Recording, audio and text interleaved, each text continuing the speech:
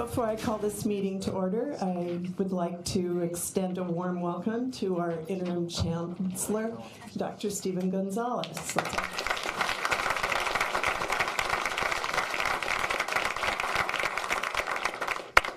And new year, first regular meeting. We're all the same folks sitting up here, with the exception of Dr. Gonzalez, and we're delighted that he's part of the group. We want to give you the encouragement to look towards a new year with hope and goodwill and collegiality, because we certainly are. And with that, I, at this time, would like to call to order the regular meeting of the Maricopa County Community College District Governing Board for January 28, 2020. For the Pledge of Allegiance, we will be led by Angel Del Vecchio. Please.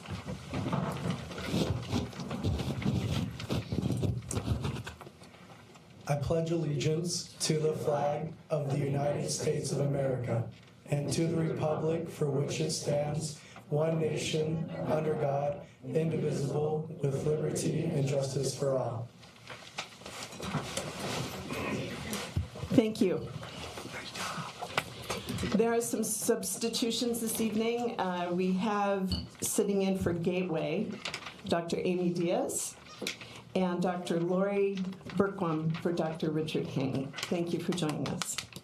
Now on to reports. The first report will be reporting for student life at Chandler Gilbert Community College. And that again is Mr. DeVecchio, please.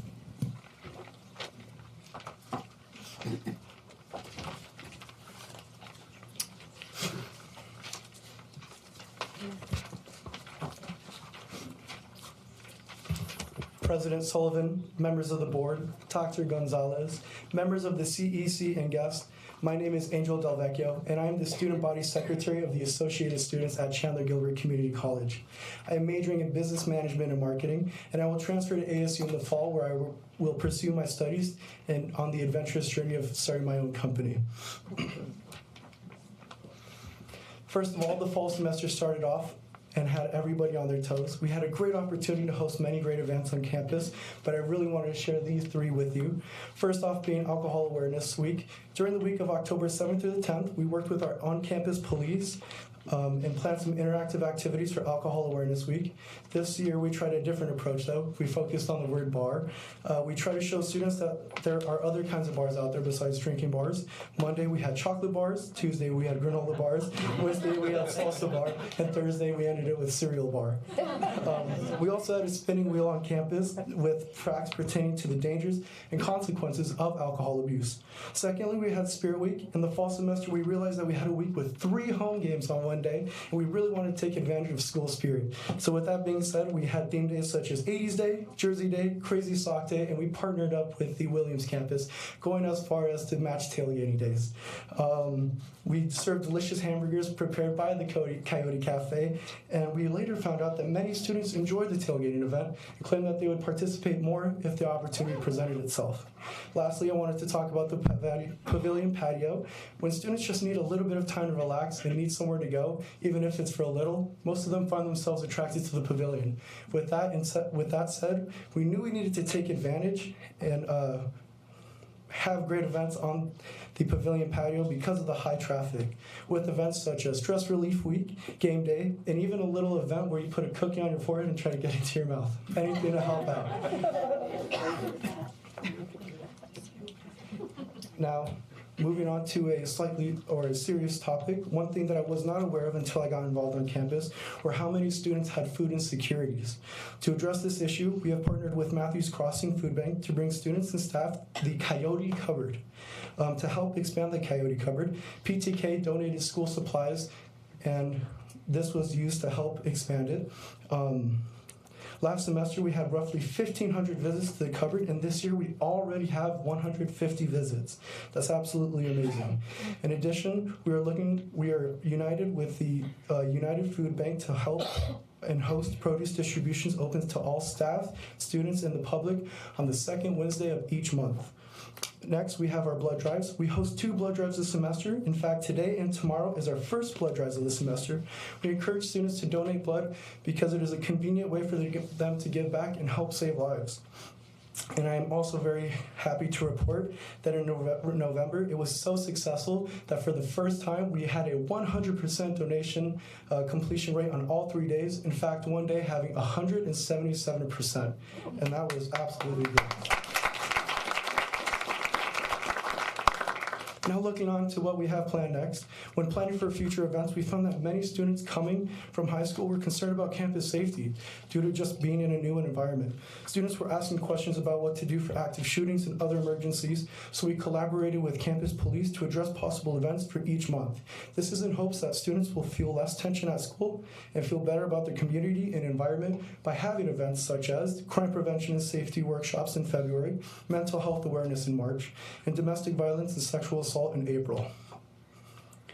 Moving on to our clubs, we have a very large family of clubs at Chandler Gilbert Community College, having over 25 clubs and new clubs being formed each semester. With such an abundance of clubs in such limited times, we always recommend club collaborations. Last night, APIC, our Asian Pacific Islanders Club, Pre-Health, and Help Club, our service club on campus, worked together at Feed My Starving Children, where they packaged 240 boxes or 51,000 meals for students in the Philippines, which is, again, amazing. On November 13th, it was World Kindness Day, and with this in mind, Help Club and BSU worked together on their event, Kindness Rocks. It was an event where students can come and paint positive messages to spread happiness around campus. While some of them took the painted rocks home, others placed them around campus for students to find. I brought some here for you tonight, and I hope you enjoy them. The Williams campus also had some significant events as well. On November 6th, they held their 2nd annual Veterans Honors Run. The Veterans Club, Student Life Office, and ASU Polytechnic worked together on their 1-mile run. This year, at 6 a.m., they had 150 participants, and even some of them ran with their rucksacks on. Hot off the press, at 1:13 this afternoon, we were notified that the esports club Fortnite team is ranked #1 in the West Coast and 2nd in the nation. We are the only community college to be in top 10, which is amazing. On Thursday, January 30th, if you're not busy, I'm inviting you to the Chinese New Year's celebration at 5 p.m. on the Williams campus. And remember, if you ever find yourself on the Williams campus and it's Tuesday, please wear teal, because that's how we celebrate. It's been a pleasure speaking to you tonight, and thank you so much.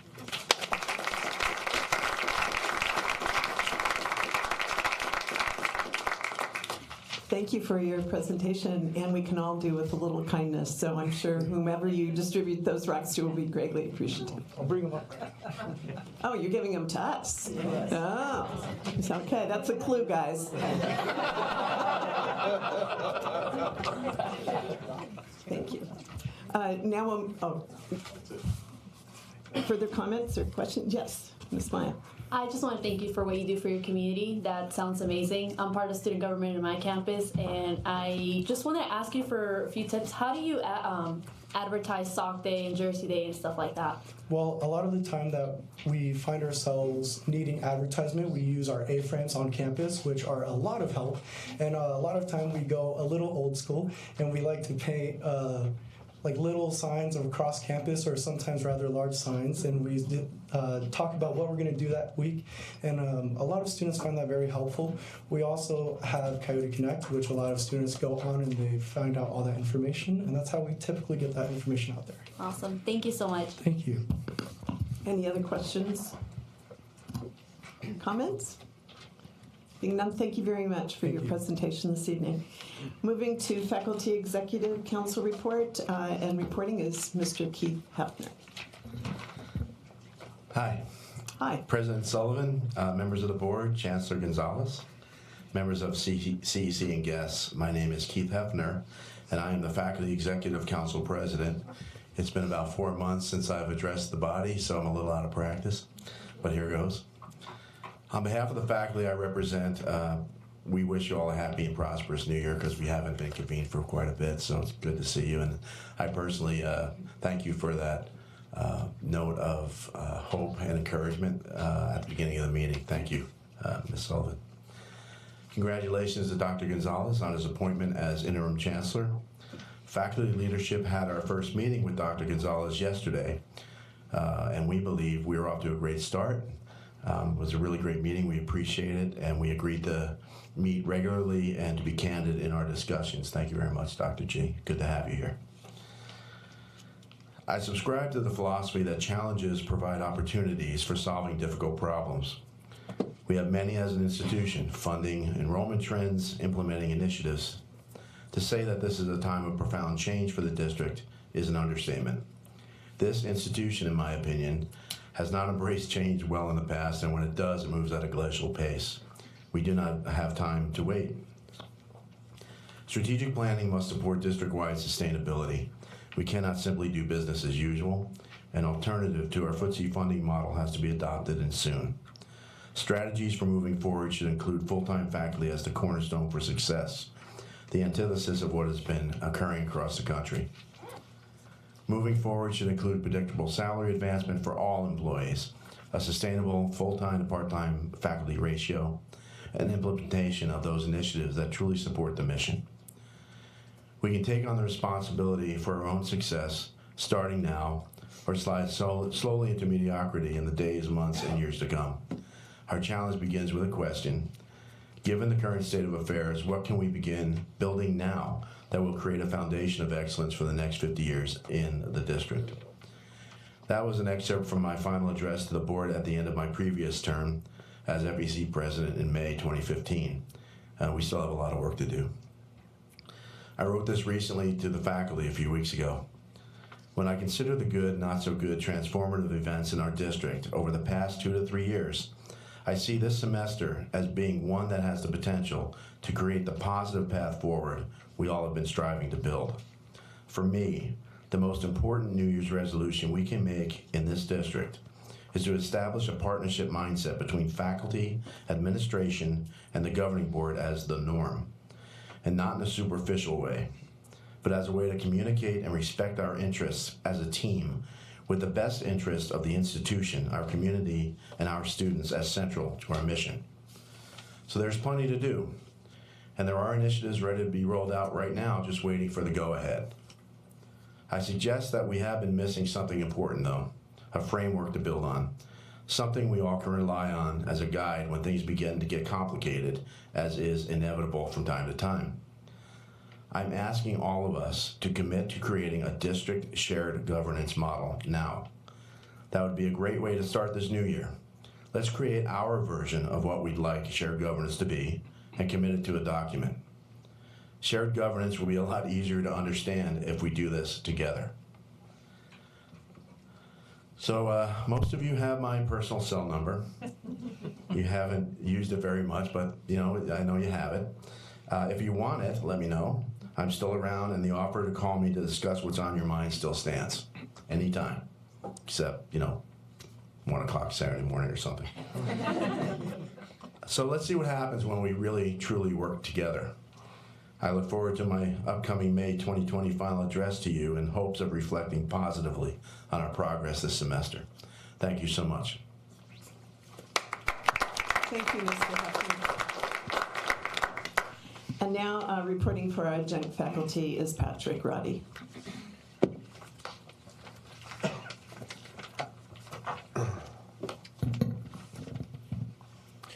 President Sullivan, members of the board, Dr. Gonzalez, members of the CEC, and guests. My name is Patrick Roddy. I'm an adjunct faculty member at Scottsdale Community College in the School of Film and Theater, where I teach motion picture production. I also currently serve as the president of the Adjunct Faculty Association and appreciate the opportunity to provide you with a brief update tonight. The Adjunct Faculty Association is a nonprofit organization that functions through a board structure made up of a single representative from each campus and an executive committee consisting of a president-elect, a president, a past president, a treasurer, and a secretary.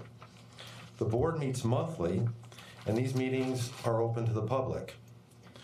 We currently have vacancies of our gateway representative, our treasurer, and our president-elect, and past president. The purpose of the AFA, as we've described it, is to assist the district in achievement of its institutional goals by being a mechanism of communication between the adjunct faculty and the residential faculty, administration, and governing board. To play a part in the instructional programs, policymaking, and growth plans for the district. To educate the public and district about adjunct talents and support their advancement of knowledge and skills. To provide a network through which common interests, education, and assistance may be shared. To develop cooperation and fellowship among all faculty and across instructional programs throughout the district. And to advocate for adjunct faculty within the structure of district policies, accreditation guidelines, and state and federal law. In line with our purpose of recognizing achievement, providing network opportunities, and advocating for adjunct faculty, we are currently seeking nominations for this year's Outstanding Adjunct Faculty Awards. Faculty who are chosen to receive this award and those who nominated them will attend the ceremony on Monday evening, April 27th at Rio Salado College. As we begin to plan and produce this event in collaboration with MCLI, I hope that you will all be able to attend this celebration. Lastly, as I mentioned in my last address on October 2019, the AFA Board has been conducting a review of its bylaws and making some necessary changes. This work is continuing, and we are scheduled to finish this before the end of the academic year. In the spirit of inclusion, some of the changes made thus far is how we elect board members. In the spirit of inclusion, these positions will now be elected by the adjunct faculty as a whole. Our new system involves sending a ballot out to the entire adjunct faculty, asking them to cast their vote, rather than having representatives and officers be chosen by the existing AFA board. Within the next 2 weeks, we'll be able to announce our newly elected treasurer and president-elect. I appreciate your time and attention. Thank you. Thank you, Mr. Ruddy. And this is a place where we have the Maricopa Student Senate report, but there being none, I'll move to the Emeritus Awards and Recognition. We have one Emeritus Distinction Award this evening. Dr. DeReese, would you like to introduce your honoree, please? May I approach the podium? Absolutely.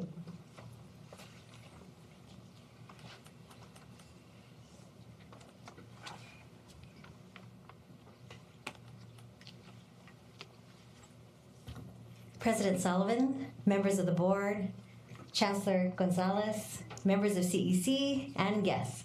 My name is Terry Leyba-Reese. I am the proud 8th president of Glendale Community College, and it gives me great pleasure to present to you for your consideration for Faculty Emeritus, Professor Susan Karpinski.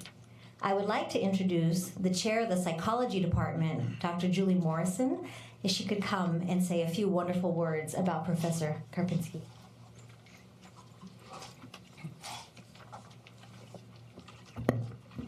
Thank you, President Leyba-Ruiz, Board President Sullivan, Dr. Gonzalez, members of the Governing Board, CEC, and the Maricopa community. As chair of the Psychology Department at Glendale Community College, and on behalf of my colleagues, I'm here tonight to recommend Professor Susan Karpinski for Emeritus Distinction. Susan dedicated herself to improving the outcomes of her students and colleagues during her second career as a psychology faculty here in Maricopa. During her 16-year tenure, Susan served thousands of students in the classroom, in the psychology department as e-course coordinator and assistant chair, at Glendale as a member of the curriculum committee, and in the district as member and chair of the Psychology Instructional Council. In addition to teaching courses within the standard degree pathway for psychology, Susan's most notable and primary area of student focus was the Developmental Disability Specialist Certificate Program. Glendale is the only Maricopa college to offer this program that trains students to work with persons with developmental disabilities. In her 15 years as Occupational Program Director, Susan improved the program with curriculum changes to better reflect the needs of employers. She doubled the number of students in the program and created a wide variety of internship options by cultivating existing and new relationships with community partners. Due to her efforts to grow our workforce connections, Susan was awarded the 2016 Glendale Gaucho Award for outreach in the community. Susan has not only served as a mentor for students, but for her colleagues as well, most notably for some of my esteemed department members, Fernando Romero, who's here with us tonight, okay. Tamara Malamuth, Tricia Levine, and Todd Dollar, among others, including adjunct faculty members in her role as e-course coordinator for our online education. Now, I'm hoping that y'all don't mind, but Fernando and I are going to sneak out a little bit early because we're taking Susan to dinner right after this. On a personal note, I consider Susan to be one of my most influential mentors, and my success as a chair is in no small part due to her guidance and support. You know she's amazing when she'll respond to my text, calls, and emails while retired and traveling. So thank you for recognizing Professor Susan Karpinski with Emeritus Distinction. Susan, tonight we honor you for your years of service to the Psychology Department, to Glendale Community College, and to the Maricopa District, upon which your work continues to have a lasting impact. Congratulations.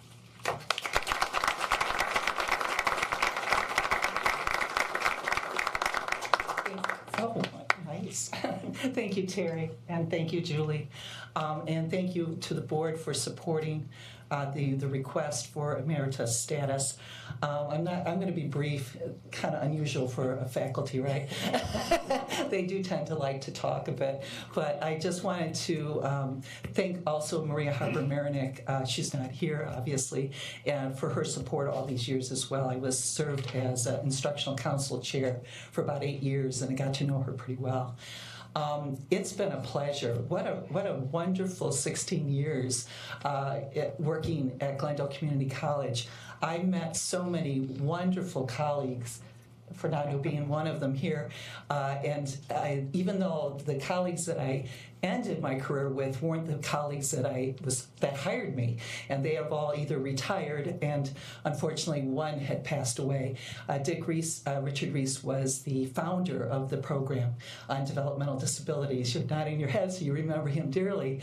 And he and Deborah Van Marsh are pretty instrumental at hiring me, so I have to thank them, even though they're not here tonight, because it has been a great honor to be a part of the Maricopa system.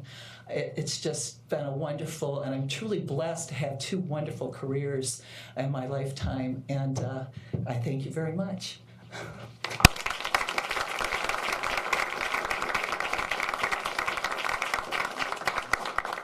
Congratulations and enjoy your dinner. Thank you, we will. Now for the Chancellor's report, Dr. Gonzalez, over to you. Yes, thank you, President Sullivan, members of the board. I do have a few presentations this evening. Before I get started, however, I once again want to thank you and the board members for this opportunity to serve in this capacity over the next several months. I'm looking forward to the heavy lift that this will be, and to face the challenges and opportunities that we have before us. I want to thank the faculty and staff that have been so receptive already. I want to thank my colleague presidents and my vice chancellors for their support as I've come into this role. I've been in for a day and a half. It feels like a year and a half already. That happens. I want to thank you. And one other thing that I'd like to do, we've got 2 gentlemen that aren't here tonight with us, Elliot Hibbs and Dr. Rich Haney. I'd like to recognize them for their time in our district. Rich came in and provided Elliot came in and provided some assistance to us, and was to be a few months in the beginning, and I think we are nearly 2 years later. And so we really appreciate the support in helping stabilize the financial side of the house. And I also want to thank Dr. Haney for his time with us, and wish them both well as they continue to go on to whatever that next step is for them. So thank you for that. The first group that we have presenting tonight is titled Neighborhood Initiative by Phoenix College. I'd like to ask Dr. Larry Johnson to introduce his speakers.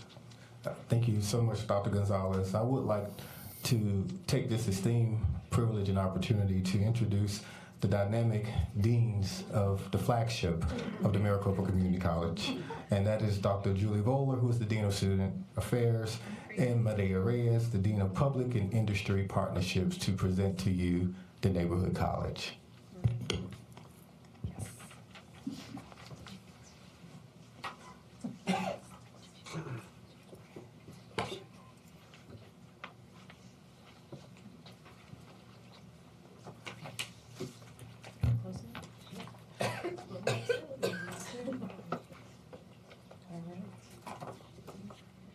Thank you, Dr. Johnson, President Sullivan, members of the board, Chancellor Gonzalez, and members of the Chancellor's Executive Council and guests.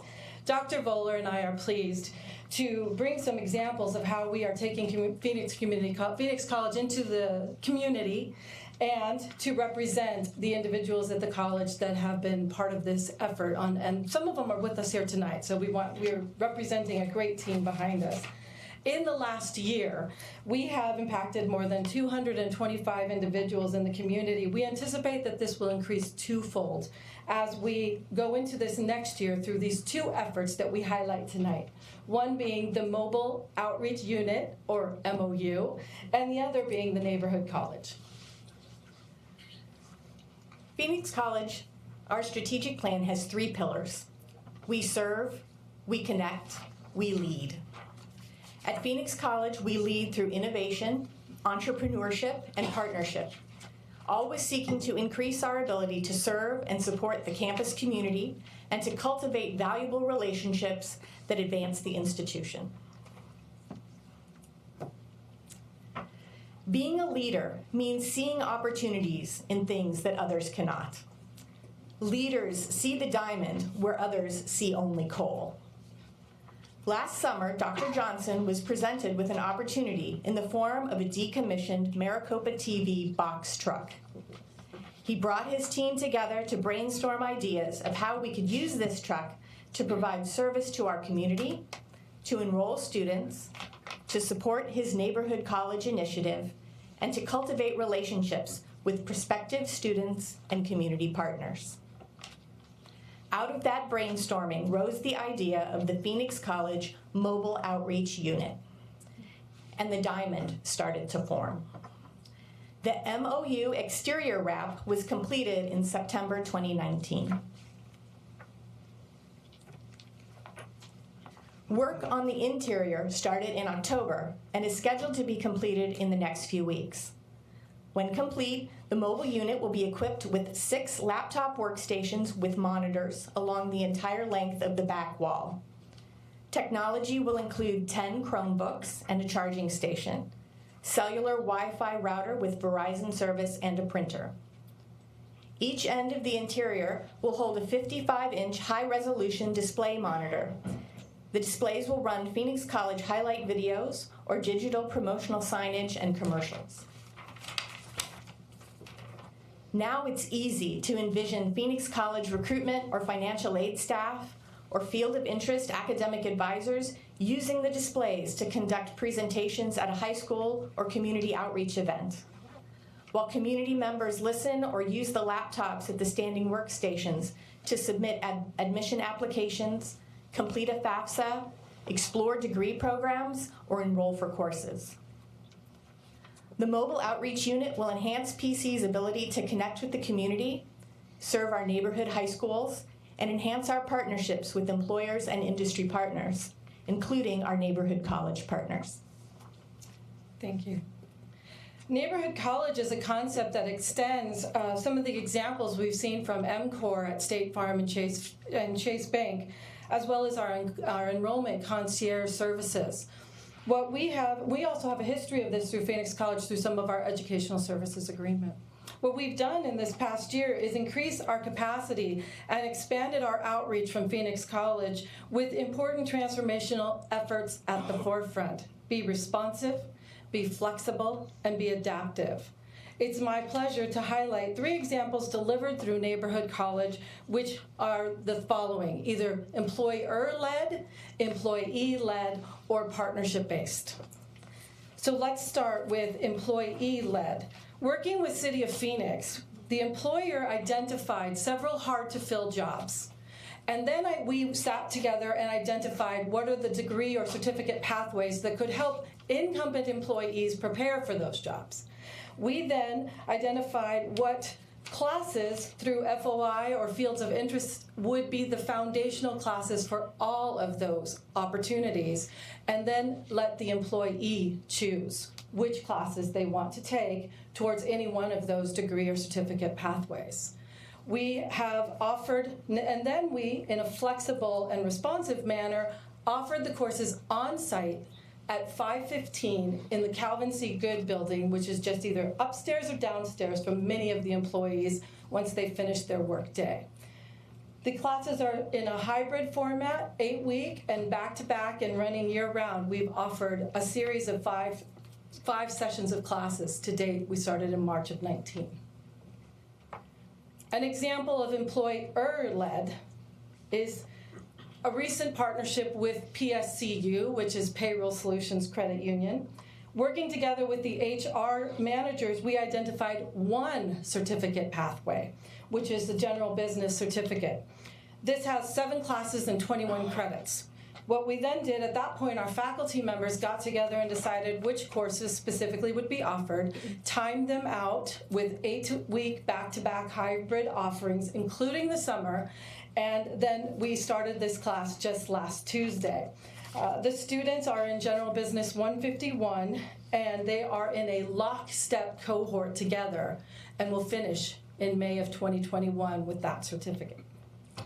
Dr. Johnson arrived last Tuesday to surprise the students, to hand out their newly minted PC student ID and welcome them to the PC Bear family. Our third example is partnership-based. As you know, Phoenix College has a long-standing partnership with Phoenix Fire, offering training and certifications. Our partner reached out to us and asked to accelerate this in order to bring all of their trucks up to an advanced life support services standard. We met this challenge and increased our capacity of cohorts. 55 paramedics have joined the ranks of Phoenix Fire, or have reached that rank within Phoenix Fire in the last year alone. 29 of them completed Friday. I'm happy to report, and while they're still taking their national certifying exams, our pass rate on this national certifying exam is exceptional. In all cases, this workforce and economic development model is employer funded. Individuals are taking advantage of their employee tuition reimbursement programs, or the employers are directing their tuition reimbursement programs. In all cases, PC offers on-site enrollment, admission, and student services, and I'll let Dr. Voller explain some of those. So Phoenix College Student Services supports the neighborhood college in a variety of ways, both in person and remotely. We regularly send recruitment and admissions and records staff, as well as our field of interest faculty and academic advisors, to the City of Phoenix Calvin G. Good building and to Payroll Solutions Credit Union to talk to students about their options and help them plan their futures. In addition, Student Affairs provides concierge-level service via email, phone, and web form to our neighborhood college students. These students simply go to their neighborhood college website, submit their questions or request their courses, and our recruiters, academic advisors, our admissions and records staff respond within 3 business days with answers, educational plans, guidance on academic pathways, and updated class schedules. PC staff, as noted, also take photos of each new cohort and deliver student IDs by the 2nd week of classes, which allows our neighborhood college students to participate in all the benefits of being a PC student, including access to our library databases, discounted prices on movie tickets, and student subscriptions to the New York Times. So for the numbers. In the last year, from Neighborhood College alone, we have served 23 students at 3 locations. They've generated, the FTSE shown there, 110 full-time student equivalent. We've been working in 3 fields of interest, with 5 degree and certificate pathways and have offered 15 different courses to those individuals at those sites. The stories from the students are inspirational. The single mom who stopped going to school when she became a mother, the young man who lost sight of his pathway and stopped going to school, or the individual who is simply seeking a promotion from their employer. Within this student group, 18 students are first-time college-going students. But interestingly enough, many of them have what we know happens, some college and no degree. What we've done is help these individuals identify a pathway that is not only significant to them, but also to their potential employment and upskill. We have some individuals who first time taking course was 1979, and now they're back in school at their site. With this accelerated or adaptive and hybrid flexible model where classes are offered at their site, we are being responsive to not only the workforce needs, but what our students are really asking for. Still me, huh? What does the future bring? Well, the future is very bright. As Dr. Johnson continues to meet with individuals, employers in the community, we expect to have more and more opportunities for partnerships like this. And what we found is, and just starting in the last few weeks, the students at City of Phoenix have entered what will be their 5th or 6th enrollment cycle. They're getting ready to complete. So I hope to be here very soon in the near future telling you about the individuals who have completed their certs on their way to their degrees and continuing on that pathway. So both the Neighborhood College and the new Mobile Outreach Unit present unique opportunities for Phoenix College to expand our reach into the community. Plans for the MOU include using the unit as a moving billboard, driving and parking it in strategic locations to raise awareness of PC programs and events. For example, we plan to park it near the PC downtown campus to promote the opening of the Maricopa IT Institute at Phoenix College, happening this summer.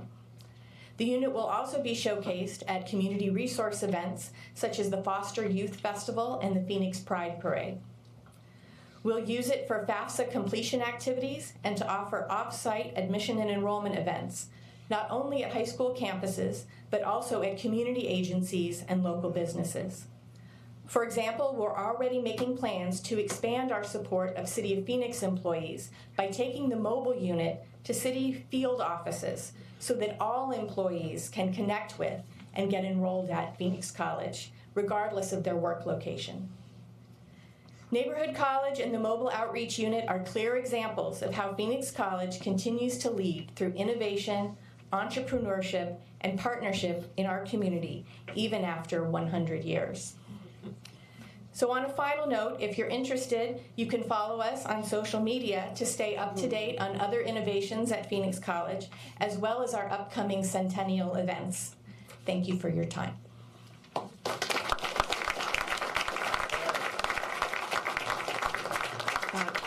Board members, any comments or questions?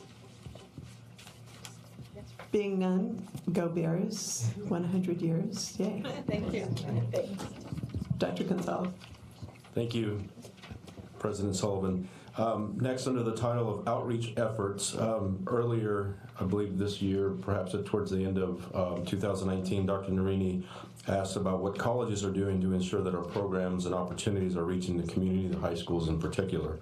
I'm inviting up from Student Outreach and Recruitment SOAR members, Elizabeth Cole from Rio and Michael Matos from Phoenix College.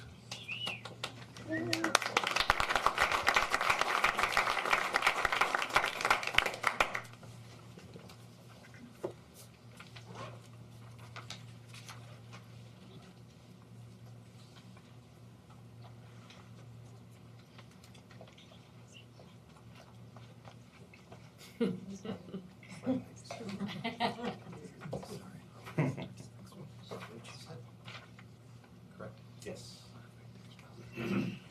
Yes, the mouse doesn't work. So good evening, President Sullivan, members of the board, Dr. Gonzalez, congratulations, members of the CEC, and guests. My name is Michael Matos. I am the Director of Outreach, Recruitment, and Educational Partnerships at Phoenix College. I've been asked to share information with you on behalf of the Student Outreach and Recruitment Council, also known as SOAR. And with me is Elizabeth Cole. She is the Director of Outreach, Partnerships, and Community Development at Rio Salado College. Ms. Cole will be sharing on our community partnership work.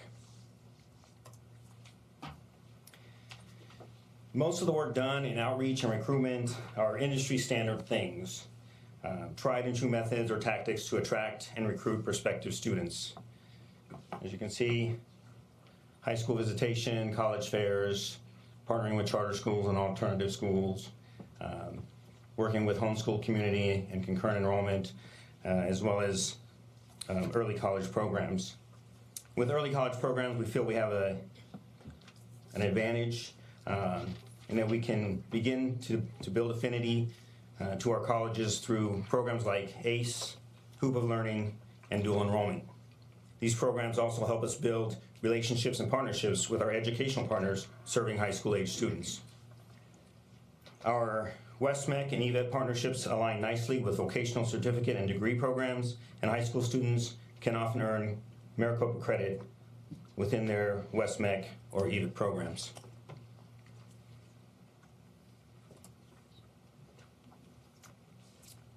Here are a few examples of some unique programming done by colleges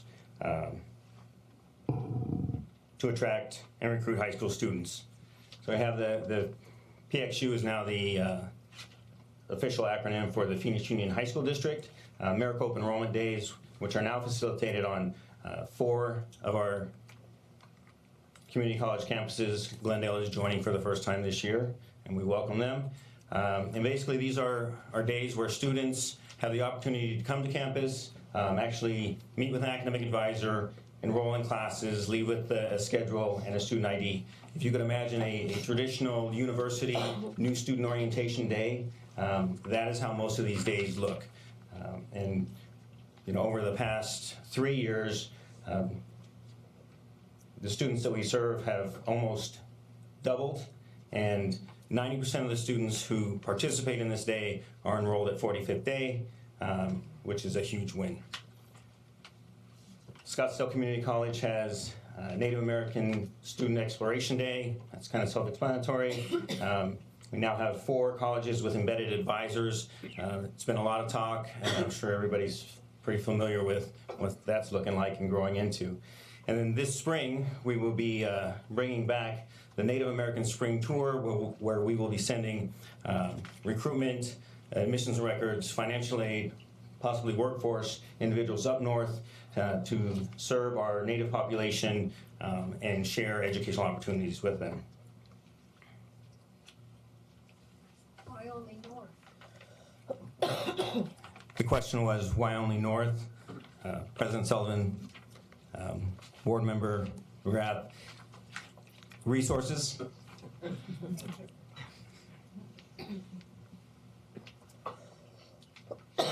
Elizabeth is going to share. Oh, I'm sorry. I'm not done.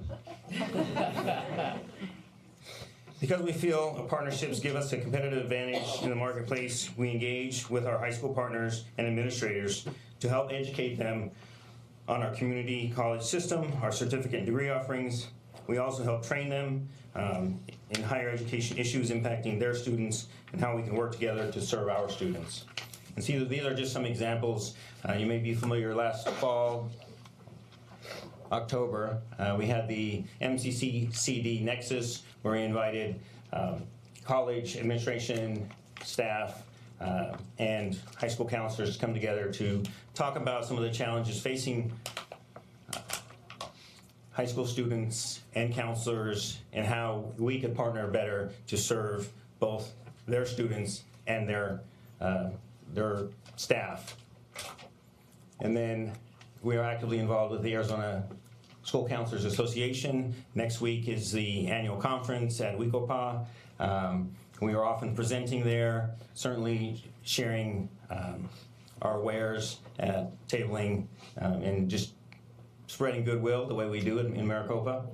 We offer trainings and workshops for different groups on different subjects that impact our counselors and their students. They often have questions about these things. It's often tough for them to stay on top of all of our kind of issues and concerns as well as their own. And so we are often out of the high schools sharing with them or bringing them to our campuses to share information that will help them, help us, help their students. And you can see some of the schools are facilitating consular conferences. So EMCC and Glendale Community College work together on a conference-style event each fall. Is that correct? Yeah. And then most of us are doing what we call council breakfast. It's a little more or a little less formal. We bring them in and just ask them, how we can be better partners and work together. And you can see PD has a nice quarterly newsletter, and Gateway, as well as other colleges, are also helping facilitate professional growth opportunities for counselors and administrators on their campuses. Now it's time for Elizabeth. So Matos has done a great job of covering what we do in the traditional high school system and how we do that outreach, but part of the community is also a huge portion of what we do outreach for. Being one of the largest community college systems in the country, we're a strategic partner in the local workforce system. So under WIOA legislation, we want to make sure that our community partners understand what the Maricopa Community Colleges can bring to the table in terms of training at the Maricopa Community Colleges. Rio Salado College is the Title II partner under WIOA legislation, serving adult education students. Our goal is not only to help them learn English and get their GED, but it's also about that next step. So part of my reason for joining the SOAR Council was to join my colleagues across the other community college to talk about what that transition looks like. We have 6 adult ed locations throughout Maricopa County, and they're not coming to Rio Salado College necessarily. They want to come to your campuses. So we talk to our students about what that looks like. We've been working with colleagues across the Maricopa Community Colleges in partnership with the District Workforce Office on the Eligible Training and Provider List, or commonly referred to as the ETPL. If our programs are not listed on that ETPL, we are not able to engage in Title IB funding for our students. We also work closely with our CTE programs. We have many of our high school systems that have very strong CTE programs, and how we can transition the youth that are in those CTE programs to our community college campuses. And we also have representation on both the city and the county workforce boards. We're blessed here in Maricopa County with having 2 very large workforce boards. And in the audience tonight is Janice Merkinich, who serves on the City of Phoenix Workforce Board, along with Daniel Barajas at the District Workforce Office. I serve in the Title II seat for the Maricopa County Workforce Board, and Julie Stiak from our district office is the higher education representative. And a lot of the work we're doing with those employers and business leaders with the Workforce Board is to get them to understand us as a community college and the value that we bring to the system. We also partner very closely with Chicanos por la Casa. They unveiled their Empowerment Center at the Desert Sky Mall, I believe last January. They've been out there a full year now. We have both GCC offering ESL classes, and at the end of February, Rio will be out at the Desert Sky Mall offering GED classes as well. Those are the top 2 things that they see from the community members coming into the mall space, looking for ESL and GED training. Across our colleges, we also partner with the Arizona Zip Code Project. Arizona, and specifically the Phoenix metro area, was identified as having one of the highest population of opportunity youth. And 2 of our local zip codes, one in South Phoenix and one in Maryville, have been identified in the Zip Code Project as having a high rate of opportunity youth and need to be re-engaged. So we have a number of our colleges that engage with that initiative. We also have, I'm proud to say, the Opportunity for Youth initiative goes back to 2015. Rio was one of the first colleges being involved, but we now have all 10 of our community colleges engaging at a certain level with opportunities for youth. Phoenix College, Dr. Johnson sits on the leadership team, as well as Daniel Barajas from the district office. Victor Contreras from CPLC was elected at the January meeting as the incoming chair of the leadership committee, and I will follow him as the chair the following year. We also have a number of our deans and VPs in the audience that also are engaging with the Opportunities for Youth initiative through their action teams. One is Ed Momentum, which talks about how we can transition opportunity youth throughout their educational careers. The other is Career Connections, which is talking about the employment side. And then, of course, we have the Re-Engagement Committee. All 6 adult ed locations with RIO are re-engagement centers for opportunity youth. And Phoenix College has recently joined as a re-engagement center as well. Foster youth is another population that we work very specifically with in the community.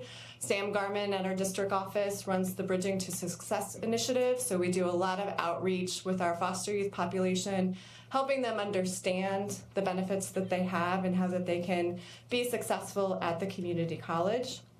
We also do a lot of employer engagement. That's partnering with MCOR, which many of our colleges do, or also just working with employers on tuition reimbursement and how we can re-engage their employee populations to come back to the community college. And then, of course, we also engage at the high school level, but even prior to high school, we're engaging at the elementary and middle school level to talk to those students about the value of education. I know specifically from an adult ed perspective, we work with them in terms of their parents, hoping to get their parents either their GED or increase their language skills so that we can help break that cycle of them landing on our doorstep later on in GED.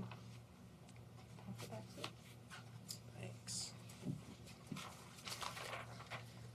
So for the current and returning students, in most cases, this falls outside the scope of recruitment and outreach in the traditional sense. However, most, if not all, of the recruitment and outreach offices in the colleges are collaborating with other enrollment service areas to continue to assist with institutional efforts to bring back students who have stopped out or encourage students to continue.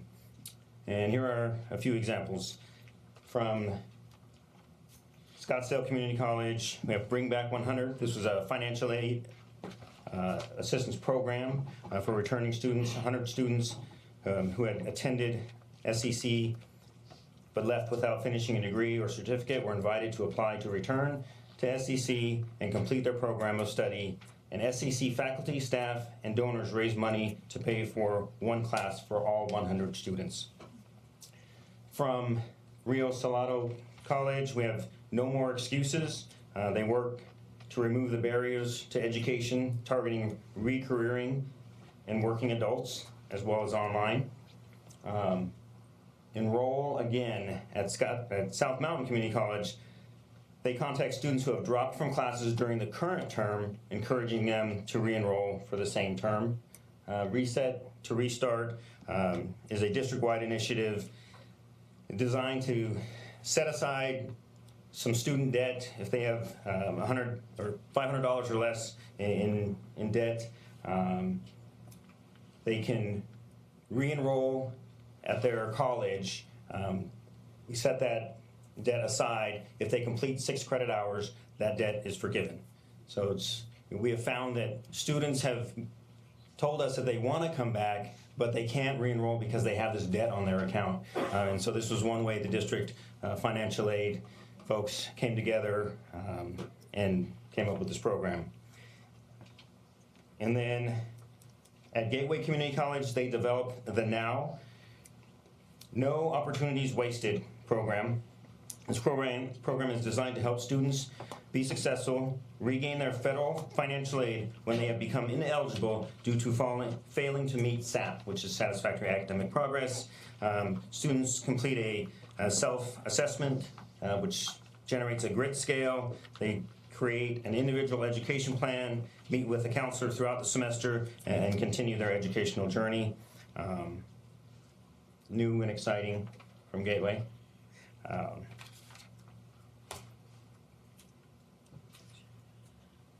So we gave you a lot of examples that are happening across all 10 of our colleges. I think one of the greatest things about SOAR is that it is a partnership between all of our 10 colleges. We come together monthly to talk about outreach and recruitment and how we can partner with one another.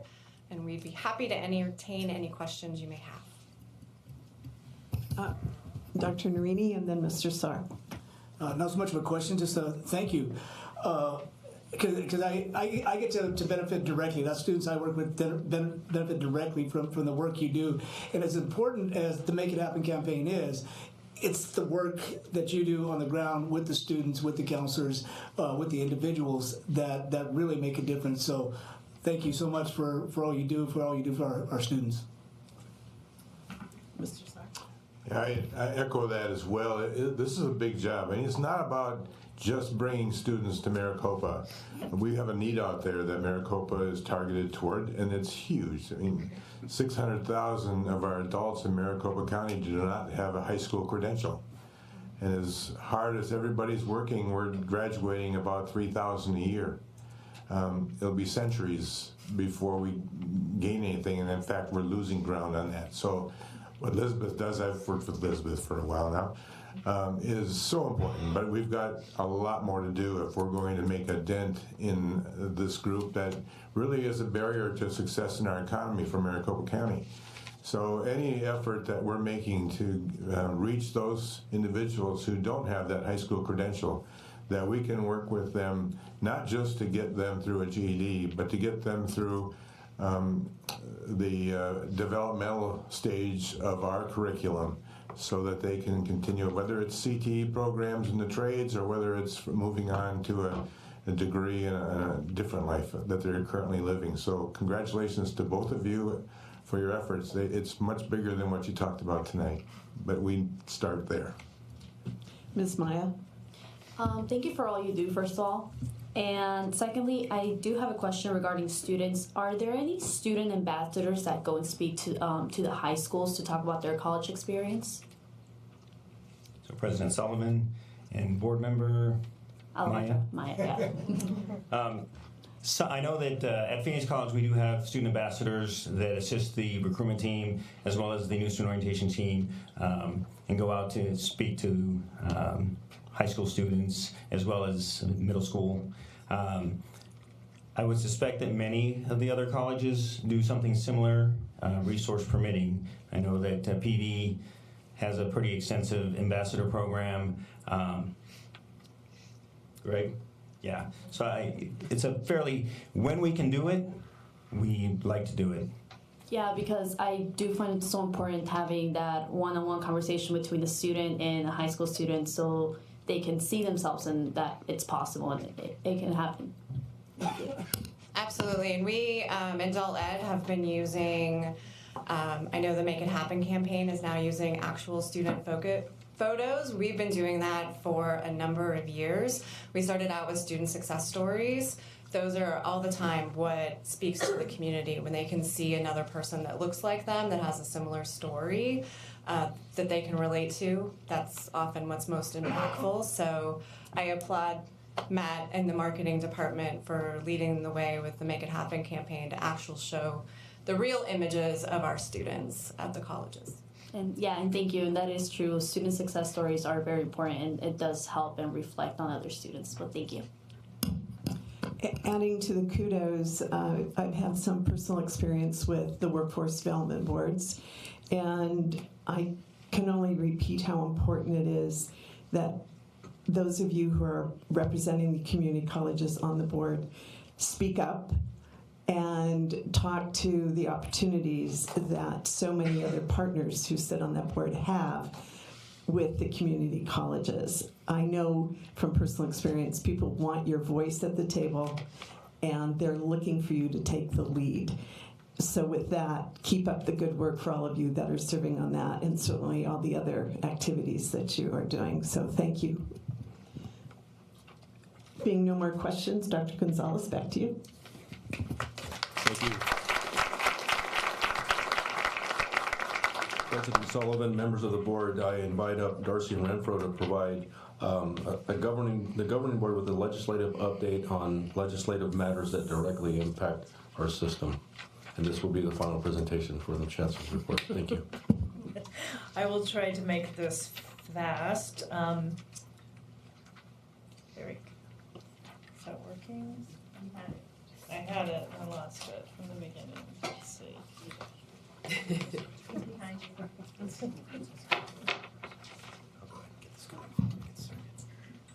thank you. So President Sullivan, members of the board, Chancellor Gonzalez, CEC, and guests, I am bringing today for the first time in I think a while an update on legislative activity. The first slide I have shows just as of Friday where we are, where the legislature is in terms of volume. On the 12th day of the session, there had been 1,006 bills introduced and 2,200 bill folders open, which puts, thank you, which puts this legislative session on track to be record-breaking in terms of the number of bills that are being introduced and actively worked. On the budget, big topic of conversation always, there have been this year 3 budgets released, or budget frameworks that have been released. The first is, before I get to that, I'll show the differences very quickly. The revenue picture, this has been important. You can see there are 2 revenue projections that are provided that guide these budget frameworks and proposed budgets. And we're sitting in a position of being somewhere around $950 million to $1 billion over revenue projections. And all estimates, while there are some differences, all estimates from both JLBC and OSPB are showing that growth will continue at least for the next couple of years. They are both, these numbers, what those show are recommendations from the Governor's Budget Office on where those new monies could be spent, how much could be spent in one-time revenue, and how much can be invested in ongoing. And there is the Joint Legislative Budget Committee's estimates on what is available for one-time and what's available for ongoing. With that, focusing on the 3 budgets, executive budget summary, just the higher education components of the budget. There are a lot more in the budgets, K-12, and there's a lot of K-12 and ongoing expenditures.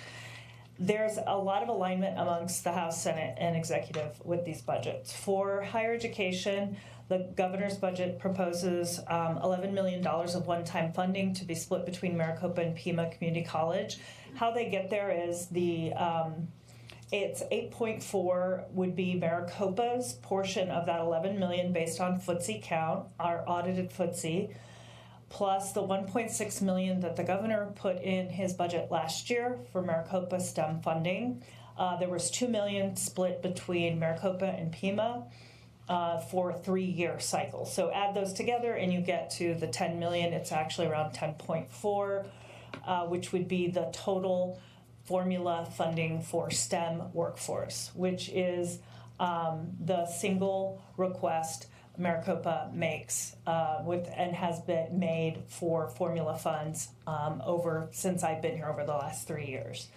The governor's budget also proposes $6 million one-time for rural community colleges above their base, and $4 million to expand the AZ Tech Corridor that was started with Maricopa, Pima, and Central in response to some activity really starting in Casa Grande, and how do we ensure that we're meeting our advanced manufacturing needs. And Maricopa has really taken the lead in creating joint curriculum across 3 districts. And the other colleges now want to be part of that effort, and the state wants to invest in their participation. Continued, I threw the universities in there. The executive budget is $35 million is what they got in addition to above their base. So the packages they request at the beginning of the legislative session. ASU's, to put this in perspective, ASU's request was around $64 million alone. That was just ASU. So the governor said $35 million, and then added some funds on what they're calling the New Economy Initiative, which appears to be a research-based matching fund for use-based research at universities, to the state to support that. And I put a note in there about the Teacher Academy. Governor is going to reinvest in the Teacher Academy, of which we have 2 colleges that participate. We have hundreds of post-bac teacher students at Rio Salado and Scottsdale, and we have been part of this effort. And part of what has happened as this program has been implemented is we are seeing that we need to make some adjustments to make this work for our students. who are post-bac non-traditional students. And so the governor's office has put that in their executive budget to make the adjustments that will work for us and our students a lot better, in addition to additional marketing funding that we are going to ask that we can market to our community college students as well. The Senate framework, same $11 million to fully fund the STEM workforce formula, which hasn't been funded since 2013, according to the governor's office. $19 million for additional assistance to the rurals, and the universities are proposing they only get the 35 for the one time that it was the same level they got last year. I had a House budget and it disappeared in this. So the House budget, the box is $18 million for for community colleges total. No details on how that should be split between Maricopa, Pima, and the rurals. Legislation of note, these are priority bills for us and the community colleges, and not necessarily all of the same level. So this SB 1123 is a big issue for Maricopa. We have statutorily been restricted to lease purchase capacity, 2.5 million in 15 years. We are asking to increase that capacity to 25 million in 20 years in any 1 year with 50 million aggregate. You can see that expansion would only apply to community college districts that are in counties with 750,000 or more. So Pima and Maricopa would be able to access that expanded ability, but the rurals would not. There is a hearing on this bill this week, and our sponsor is J.D. Mesnard. This is a bill that we had a very strong interest in, but we did not request it, but have been in talks with Chairman Udall, House Education Chair, for months about her interest in increasing college going rates, increasing CTE enrollment, increasing alignment amongst systems. And she has moved a bill forward out of committee yesterday that would lift a current statutory cap for us to have only 25% of our dual enrollment students can be freshmen and sophomores. We hit that every year. Rio Salado hits that cap every year. Our other colleges come pretty close, and some of them hit it as well. So we think this would help us, and we hear about all the outreach that is happening. It would help us be able to get more high school students who are ready for college-level coursework to get enrolled in college-level coursework. Expenditure limitation relief. This is a #1 priority for Pima Community College and most of the rurals. All the community colleges, Pima has, I shouldn't say all, I will say Pima has reached its expenditure capacity, and they're seeking additional exemptions for CTE equipment and other items. These are some ideas on how to increase the expenditure limitation capacity, increase the CTE weight for students so that they're weighted more heavily than academic traditional students. And they want to make permanent a 10-year look-back provision that was put in place when this statute was changed several years ago to increase the CTE weight. That lets us use a 10-year average of the audited FTSE that counts toward our expenditure limitation. That the argument there is that the 10-year average doesn't penalize colleges whose enrollments dip and go up and down when the economies go up and down, but give us a bigger, longer picture.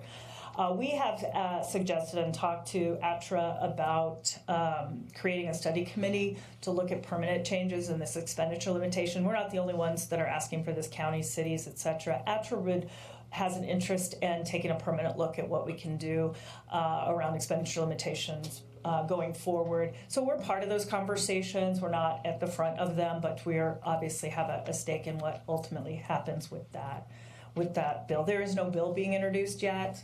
Believe this will probably go in a budget package, is the strategy. Other legislative items of note, there are 2 scholarships that have been proposed. There are probably others as well, but these are the ones that I think are getting a lot of attention.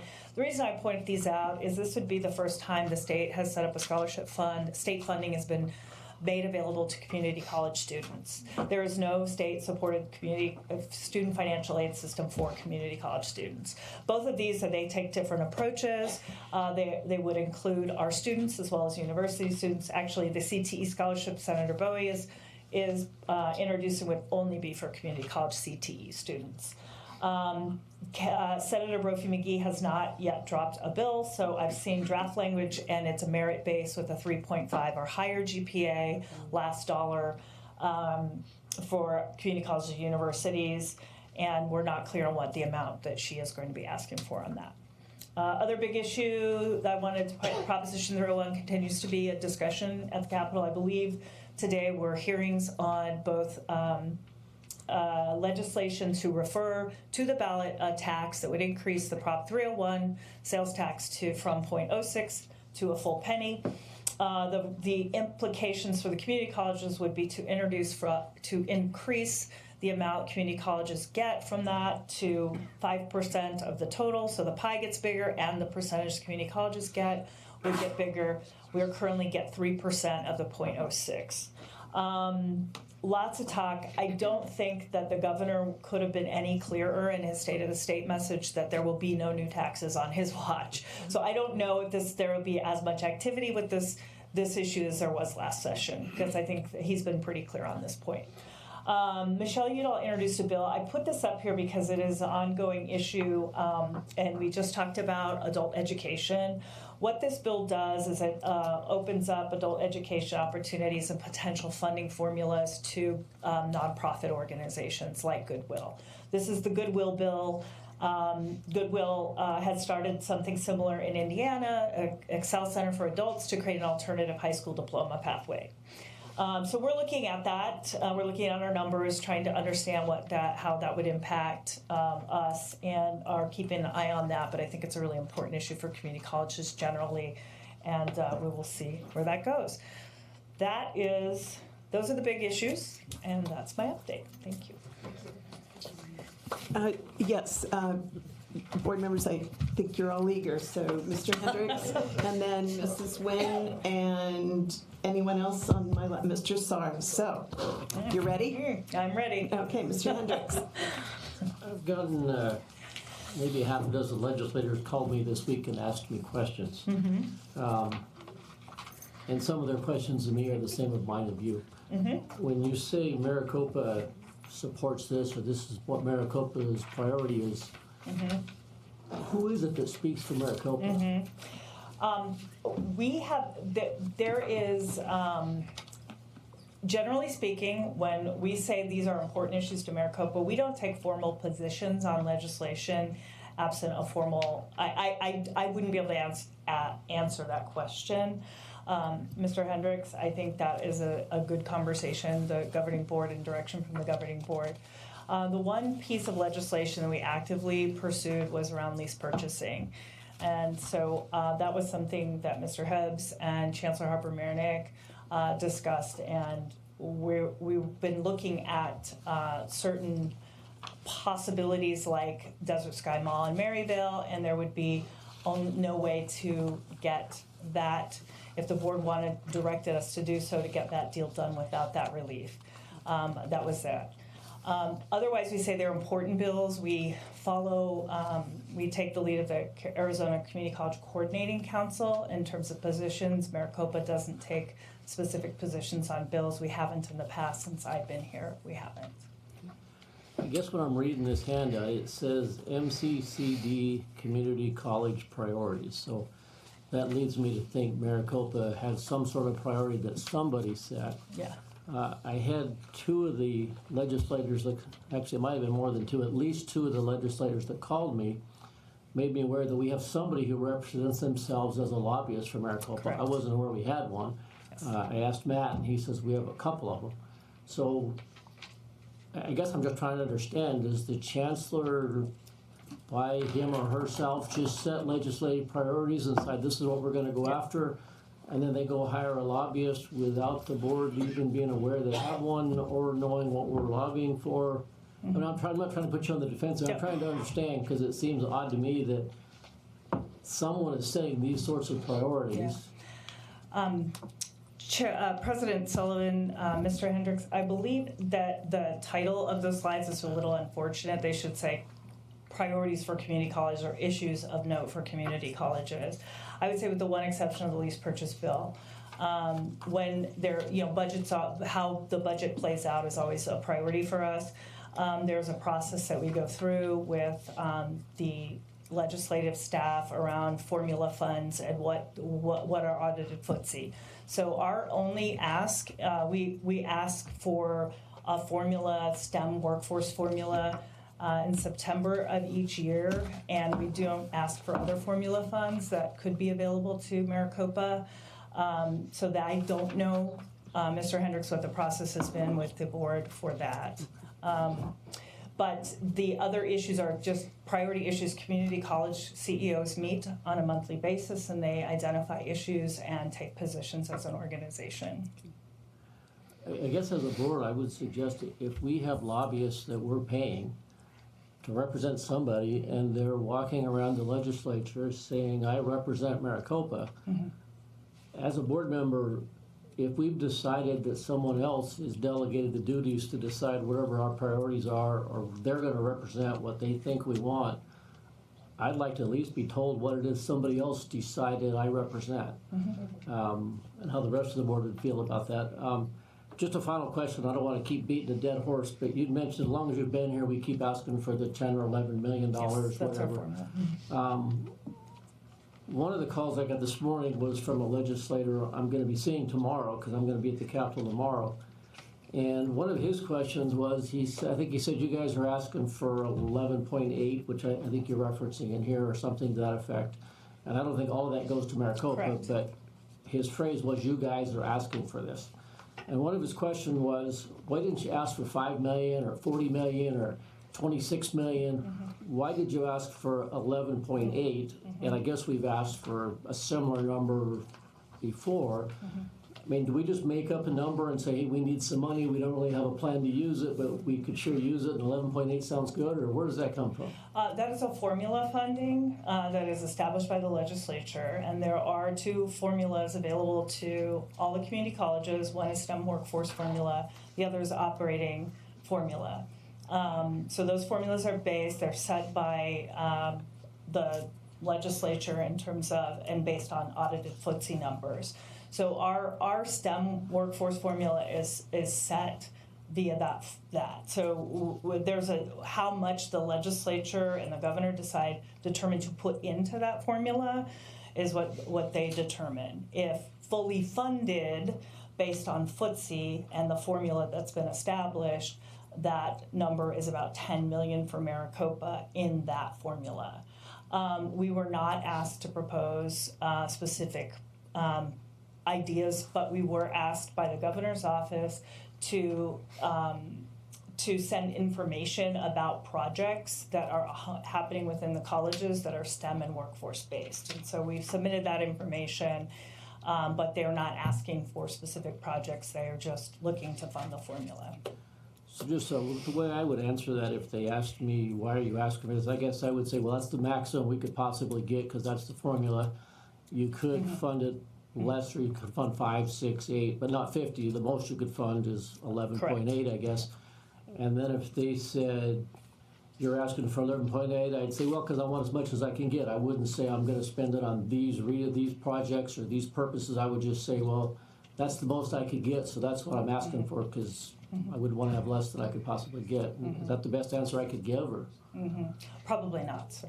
Mr. Hendricks, no. I mean, is there a better answer? I said, I'm going to be down there tomorrow. If there's a better answer, could you help me out with it? Yes, there is a better answer. In fact, we have a full list submitted by the colleges of STEM workforce projects that are priorities for colleges that we have ready to answer those questions more specifically of the kinds of things that we would utilize the STEM funds to support.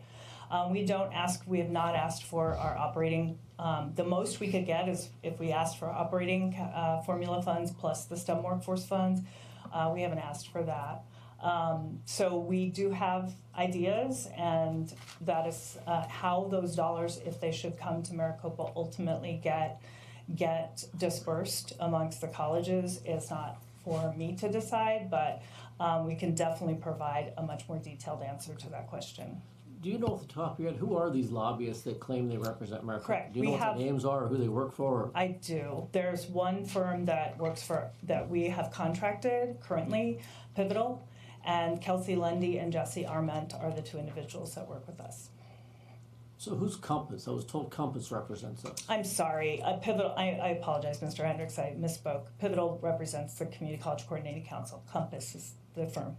So we hired Compass ourselves, and that would be Kelsey. Correct.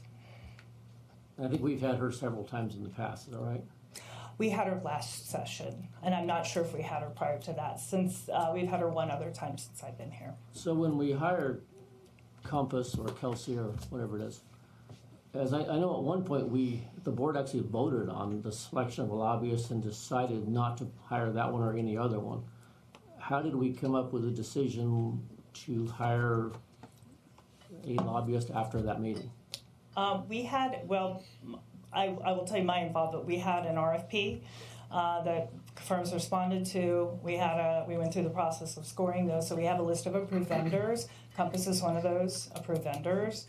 The chancellor just determined based on information provided around conflicts of interest. Do they represent a JTED and us? Do they represent, so which firms would be best suited to represent us? And that's how that decision was made, I believe.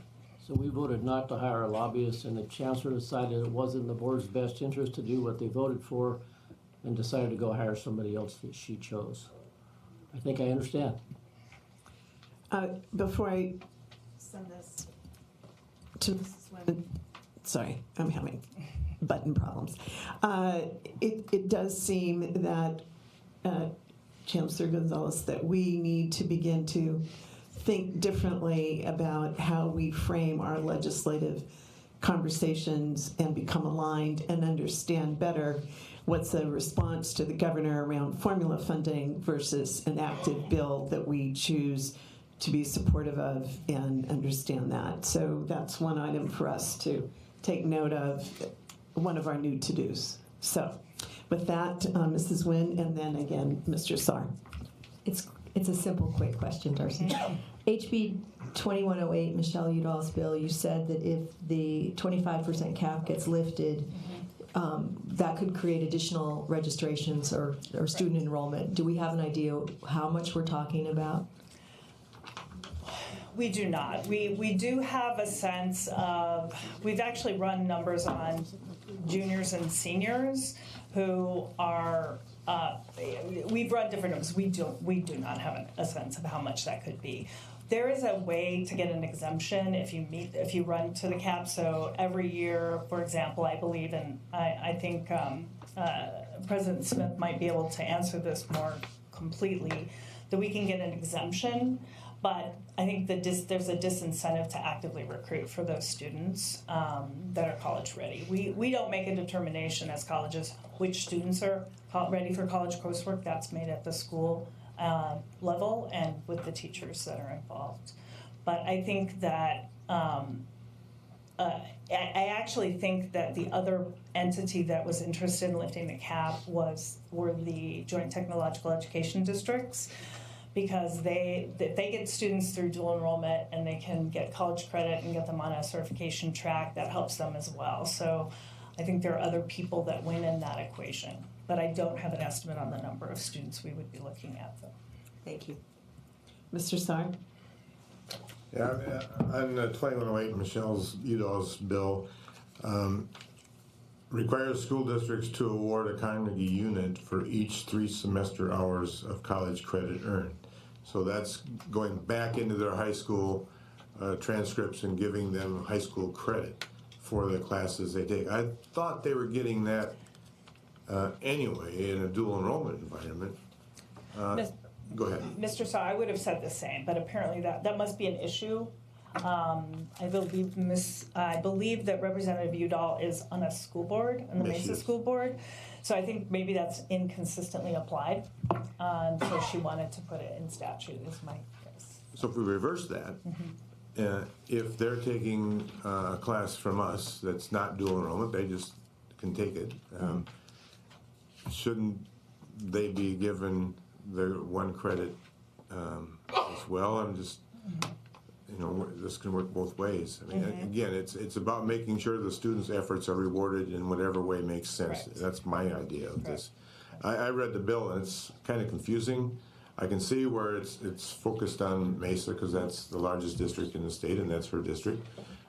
But I'm just wondering the fact that we're supporting it. I get that because it will help our students as much as it helps those that are still in high school. But it is confusing. Yeah. And I don't know why we're talking Carnegie units anymore, but that's another story. Mr. Starr, I'm not sure why either. So I have not had a conversation about that with her. But I do think that there is a concerted effort under this provost to increase the number to focus around dual enrollment, to put a highlight on that.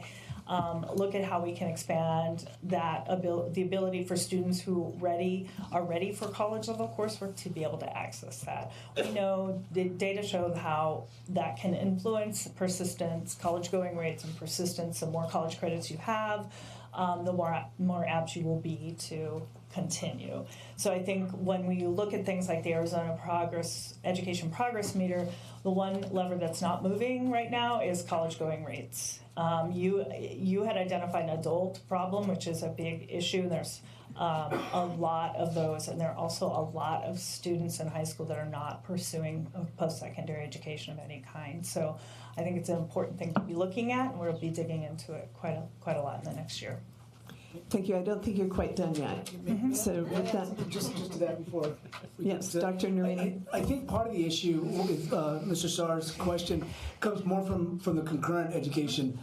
With the ACE program is a primary example where our students will go through the ACE program as high school students. They'll get English 101, and they have to come back to the high school and take their English 7 and 8.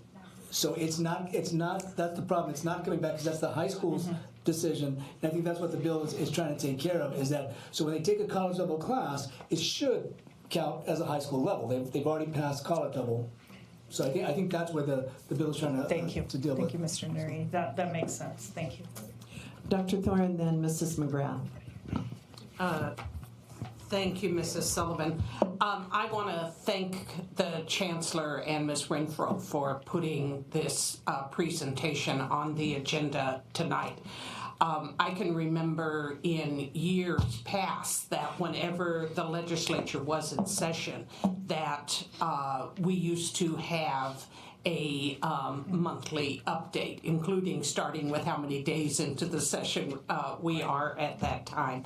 And listening to the questions and comments tonight, I think we should also add to the board's work sessions or retreat agenda some discussion of legislative priorities prior to the convening of the session next year. Thank you. Mrs. McGrath. Thank you, President Sullivan. I concur with what Dr. Thor said. I think that this is a very important issue for us, and I'm concerned that we are having people go down and represent us at the legislature when we know nothing about what their activities are. And I'm also concerned with how much we are paying these particular lobbyists. I know sometimes it can add up to quite a bit of money, and I really appreciate the Chancellor putting this on the agenda, and I would like, as Dr. Thor suggested, to have the board have a major role in deciding what legislation we're going to support and how much we're going to pay for it. Thank you. I think what your presentation represents today is certainly a need for greater clarity for the board's purpose of decision-making and guidance.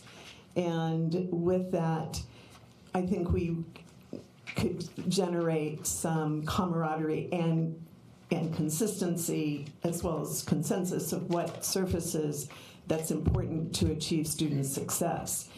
I believe some of the fear that occurred in the past was the perception that because people articulated us as politically different, that no one wanted, well, there was a sense that we would never get to a common position.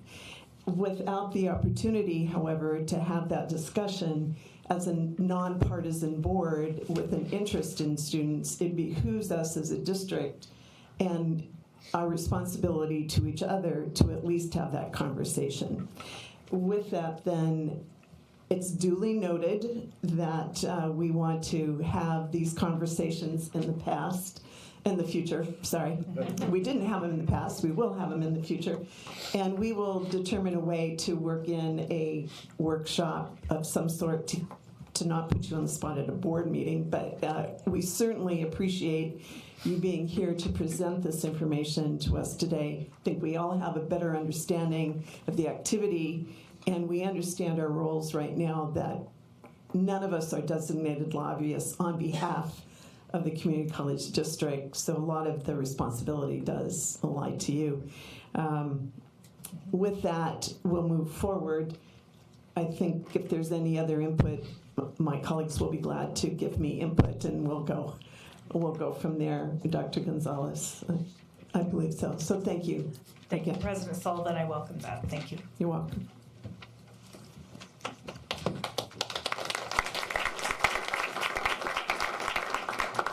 I'd like to thank all of the presenters tonight on behalf of the colleges and the district. Thank you for the great information provided. President Sullivan, members of the board, that concludes my presentation, or Chancellor's report. Thank you, Dr. Gonzalez. Next item on the agenda is citizens interim. I have no cards presented to me, so with that, I'm going to move us to consideration of the consent agenda.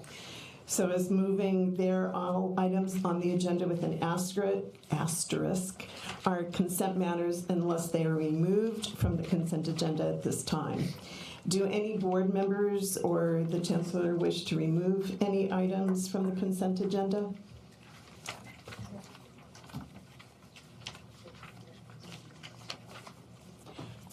Is there a motion, there being none, is there a motion to approve the consent agenda? So moved. Is there a second? Second. Is there discussion on the motion? Being none, all those in favor of the motion vote by saying aye. Aye. Those opposed? The motion carries. Thank you. Thank you all. So now, we're moving to item 13.1, I believe. Are people keeping track of me here? Yes, you are. Okay. 13.1. This is a first reading, and any comment or consideration on the first reading of item 13.1?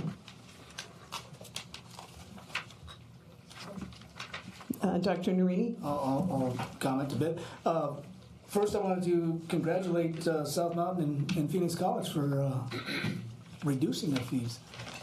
I appreciate that.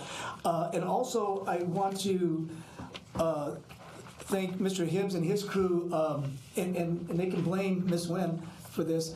When I submitted, because I took her advice, and I read all 77 pages of the fees. And I made duly noted and had about 13 pages of questions that I submitted to Mr. Hibbs and his crew, and they're going to look into those, and I'll be happy to share those with the board. The questions that I had over the 77 eye-turning pages, very interesting. They were page-turning because I tried to get through them fast. But with that said, as we review them at the next board meeting, I'd like to, I'm not sure how this works, but hopefully we can look at those and then maybe pull some of those off and consider them individually instead of swallowing them whole, if we could. Okay, thank you. Any other comments on our first reading of item 13.1? Being none, item 13.2. Any comments? Also a first reading? Being none, move on to item 14.1, the board calendar. And, board calendar. It's attached for our review. Any comments? We're all in agreement on moving forward. Item 15.1, employment and separations. Any comment? Being none. This is the best way to run a meeting. Anyway, excuse me. Item 16.1. Being none. Governing board reports. And with that, Mrs. Nguyen. I just want to echo what everyone has said. I wish Mr. Hibbs was here tonight. As my first year on the board, he always took my emails, my questions. He came back very quickly with complete responses. He has taken what was supposed to be a very short term and stayed very much longer than he had planned and made an incredible difference to this district.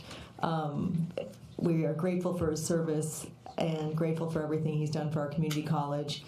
He was an ultimate professional, and I am personally going to miss him being here, but I know he's on to bigger and better things, and I hope he enjoys his retirement. It's much earned. Thank you. Thank you. Dr. Henry. Thank you, President Sullivan.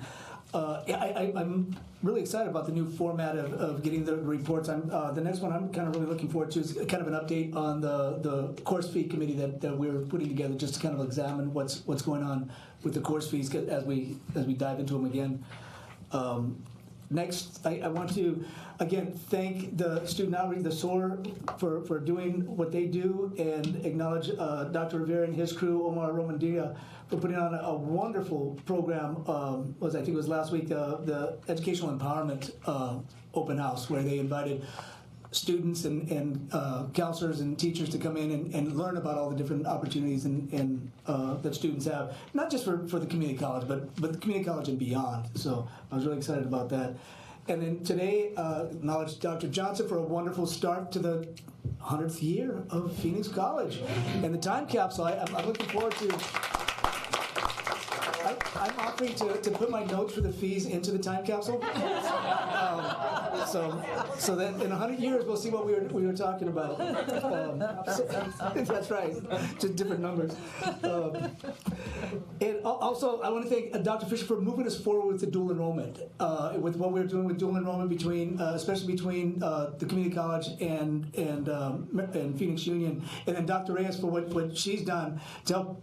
Personally, what she's helped to move forward with Franklin and the associate's degree that we're looking to move forward through Phoenix College and Franklin Police and Fire High School. We're almost there, and thank you so much for all the work that you do. Dr. Thor. Thank you.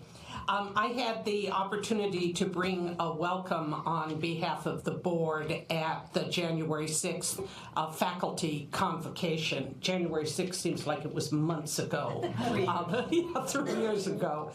And it not only was a very successful event, but attracted, I think, some 700 faculty members, which I believe was a record registration for the event. So I would like to compliment and thank the MCLI and the other planners of the convocation. And I also want to join others in thanking Dr. Gonzalez for his willingness to step up and provide leadership for us during the next 5 months. And your first day and a half have been remarkable, so keep up the good work. Thank you, Ms. Maya. Yeah. Sure. First of all, I want to congratulate you for your position. Congrats, 1.1. You're almost there. Also, I want to thank Mr. Brian back there for allowing me to speak last week at the Heroes Kickoff in the Sanctuary. That was amazing event.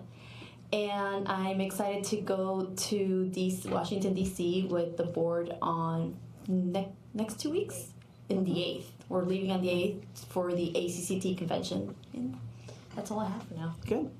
Mr. Sarr. No. Mrs. McGrath. A friend of mine took her son down to the Veterans Stand Down at the Memorial Coliseum this past week, and she had the most wonderful experience with Rio Salado College. I think the person's name was Andrea Banks, and she was just thrilled with the reception that she got there, with the assistance that her son got. And I just want to say what a wonderful staff we have, and we don't know what good jobs they do until someone pops up and tells us about it. But thank you to our staff and faculty. It was a great event for her. Thank you. Mr. Hendricks. I heard the same story that Miss McGrath heard, and I don't remember the name, but I think her last name was Banks. And the lady that called me and thanked me for the service she got just went on and on about how wonderful she was treated.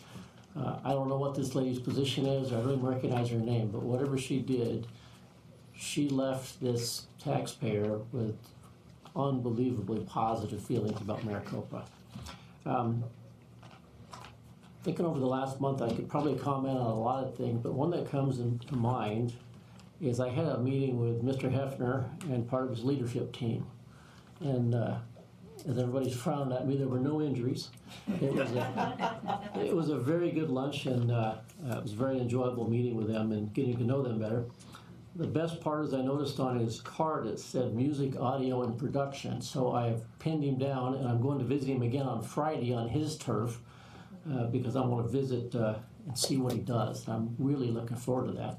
He's going to be sorry he reached out to me for this meeting because I may be a regular visitor now. But we let everybody come and show everybody the same stuff, and we're glad to have you. I'm really looking forward to Friday morning. We're going to get together again.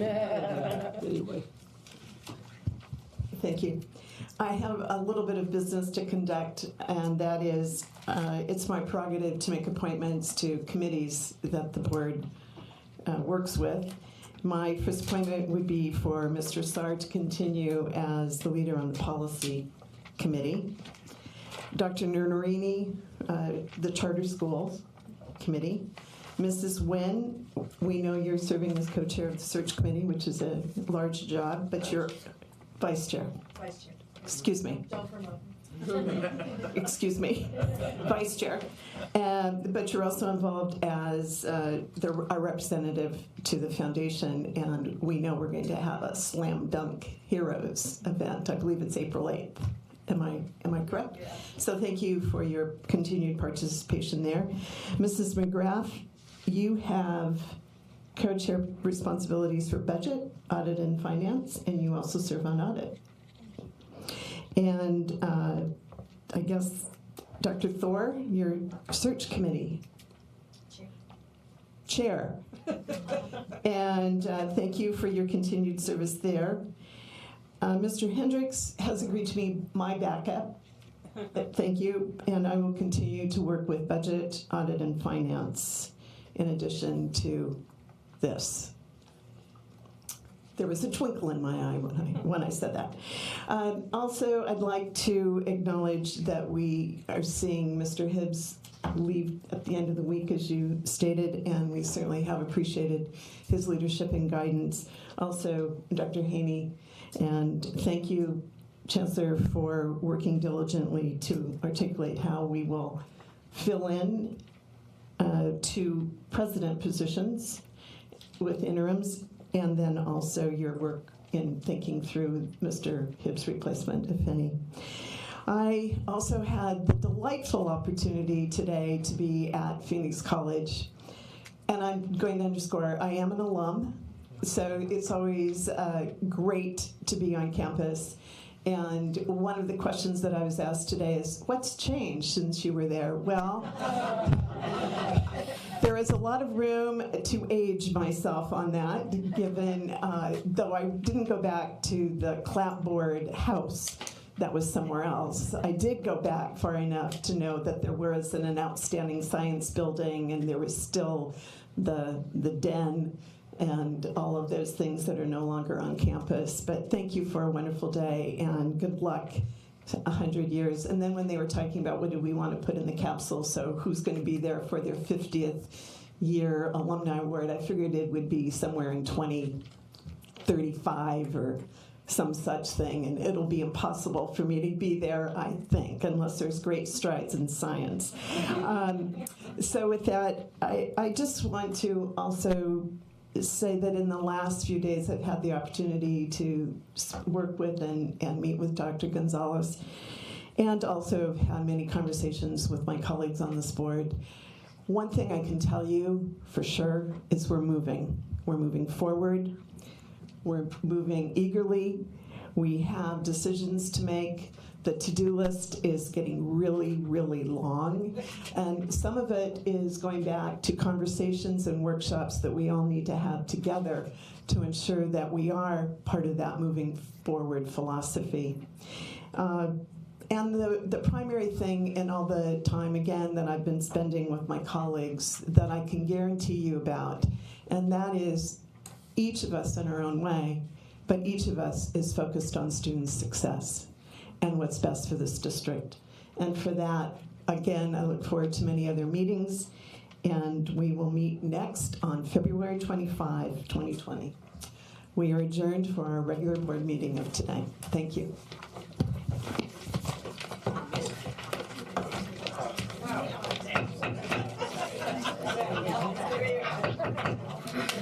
Wow.